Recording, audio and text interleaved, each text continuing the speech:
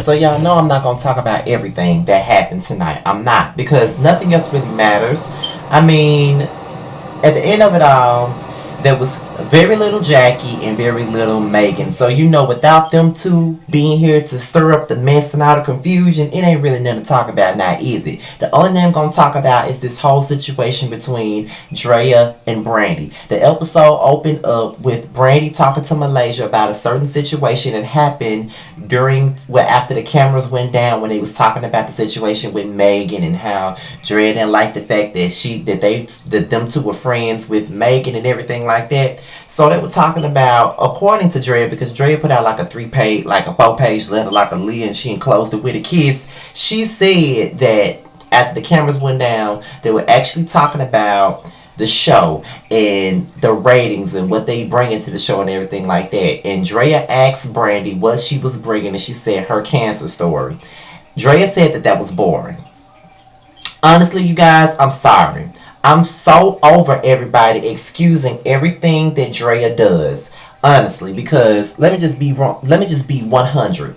I was one of the ones that was here for Drea, and let me just make this perfectly clear.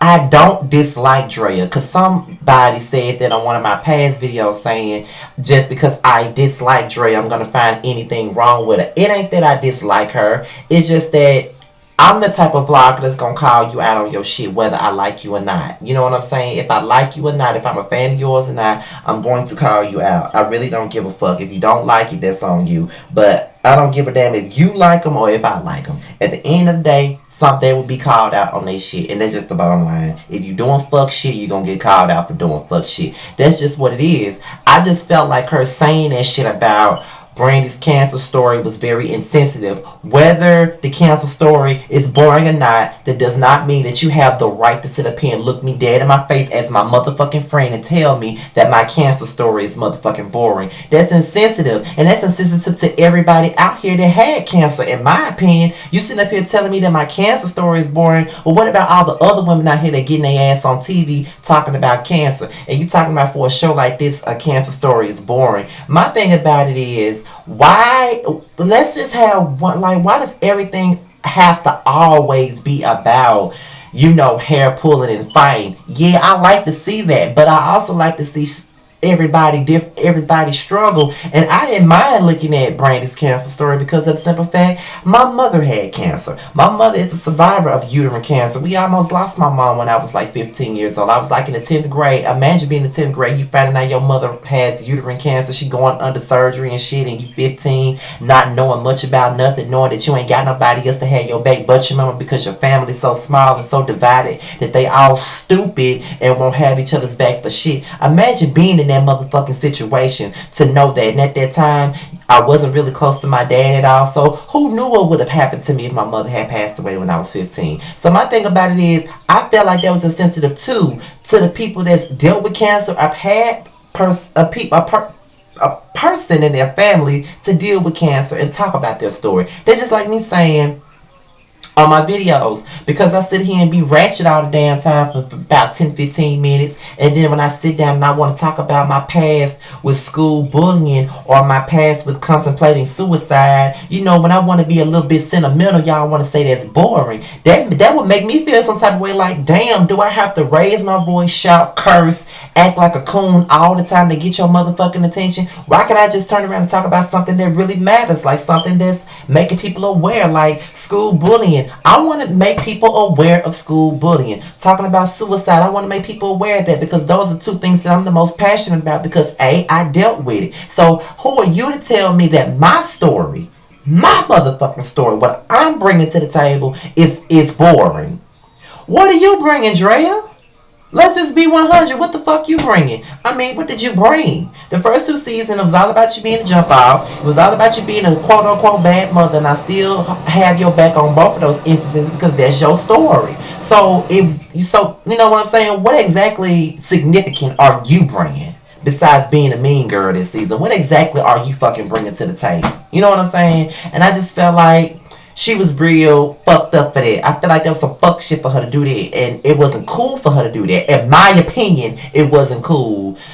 and everything like that. And I just see how anybody can sit up there and excuse that. Because I've always been on Dre's side ever since season one. But let's just be 100 though. Drea has been a complete bitch this season. She has. And I don't give a fuck what nobody say. Everybody always want to rally around Drea and just fucking sit here and make it seem like it's okay for her to say and do whatever she wants to whomever she wants, and that's not cool. Because if I can sit up here and say that I love me some K Michelle, but sometimes I feel like it's just everything doesn't need to be said, I can do the same thing for anybody else. And I just feel like Drea has been doing the most this season. I don't know what the fuck wrong with her. And then at the cancer event, she came. But you said cancer was boring. You said my cancer story was boring. So why the fuck would you come to my cancer event that's basically saluting, survivors of cancer, and you just said that shit on the show was boring. You know what I'm saying?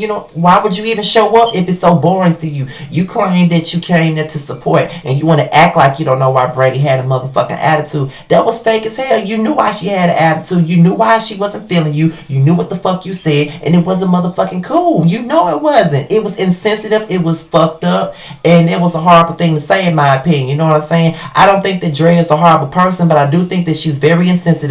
She's very selfish. She don't give a fuck about nobody but her damn self. And that's just the bottom line. You can't have nobody like that as your motherfucking friend. You know what I'm saying? You really can't. And Angel chiming in, don't know what the fuck going on. Just shut the fuck up and just let them two hash it out.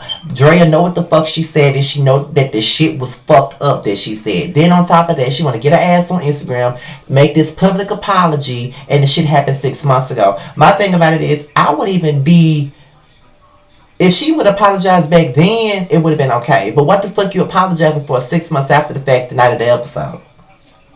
It's making me feel like you're doing damage to control to keep people off your motherfucking ass. Because you already know that this is a sensitive topic. So you already know that people going to be railroading your ass, saying the bullshit. You already know that, so that's why you took your ass on Instagram instead of being apologize. Your apology don't mean shit. You might as well just not say shit and just kept it moving, because it's 6 months later. It really don't matter after the fact. You said what you said is on TV. You said you don't give a fuck. Nobody cares about your sad story. It is what it is. It's fucked up, and it's just the way it is. But that's all I really gotta say about Basketball Wives LA, y'all.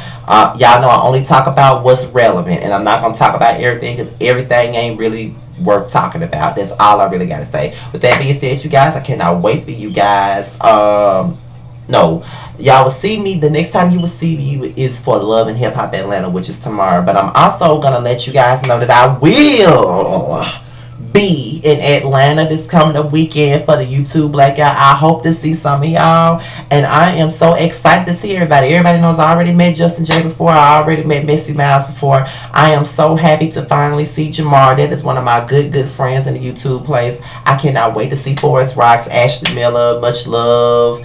Everybody that's coming, the Scorpion Show, everybody that's coming. I cannot wait to see everybody. I cannot wait, and I hope to see some of my supporters. It's gonna be very nerve-wracking for me, because I'm not really good at seeing new people, and it's always embarrassing when somebody notices me from my videos. I'm gonna be taking a lot of pictures with everybody and everything like that. So I cannot wait to see everybody at the YouTube Blackout. And I'm out of here, you guys. Peace.